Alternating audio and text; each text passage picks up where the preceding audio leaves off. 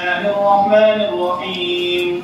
الحمد لله جل وعلا، وصلى الله وسلم على رسوله المصطفى ونبيه المجتبى وأمينه إلى وحي السماء، وعلى آله النجباء وعلى أصحابه الأتقياء أفضل الخلائق بعد الأنبياء، ومن بهديهم اقتدى وبآثارهم اكتفى من المحدثين والمفسرين والفقهاء إلى يوم الجزاء. أما بعد، حدثنا شيخنا وسندنا ومولانا المفتي أبو إسحاق إسماعيل بن حسين الكبشولي الجشتي الزكرياوي المظاهري أكرمه الله تعالى في الدارين.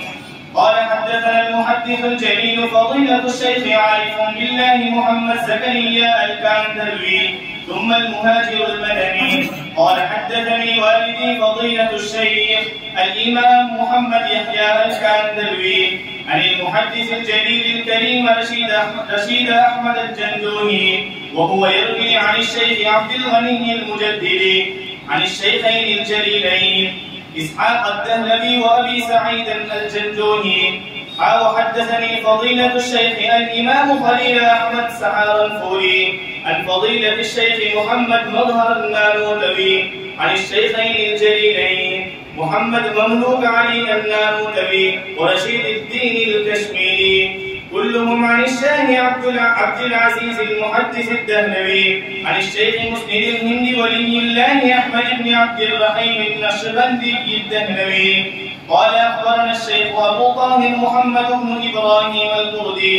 قال: أخبرنا والدي الشيخ إبراهيم الكردي قال: قرأت على الشيخ أحمد القشاشي قال: أخبرنا الشيخ أحمد بن عبد القدوس الشنادي قال: أخبرنا الشيخ محمد بن أحمد الرملي عن شيخ الإسلام زكريا بن محمد بن يحيى الأنصاري قال: قرأت على الشيخ أبي الفضل شهاب الدين أحمد بن علي الأسقلاني المعروف بابن حجر عن الشيخ إبراهيم بن أحمد التنوخي عن الشيخ أحمد بن أبي طالب الحجاجي عن الشيخ سلال الدين الحسين بن مبارك عن الشيخ عبد الأول بن عيسى الهروي عن الشيخ عبد الرحمن بن المظفر الداودي عن الشيخ عبد الله بن أحمد السرخسي عن الشيخ أبي عبد الله محمد بن يوسف الفربري عن الإمام الهمام الحافظ الحجة أمير المؤمنين في الحديث أبي عبد الله محمد بن إسماعيل بن إبراهيم بن المغيرة بن بردزبة الجوفي اليماني البخاري رحمه الله تعالى. اللهم انفعنا ومتعنا بعلومهم وفيوضهم آمين. باب قول الله: وَنَضَعُ الْمَوَازِينَ الْقِسْطَ لِيَوْمِ الْقِيَامَةِ وأن أعمال بني آدم وقولهم يوزن. وقال مجاهد: القسطاس على العدل بالرومية، ويقال القسط مصدر المقصد وهو العادل، وأما القاسط فهو الجائر. حدثنا أحمد بن أشكال قال: حدثنا محمد بن فضيل عن عمارة بن القعقاع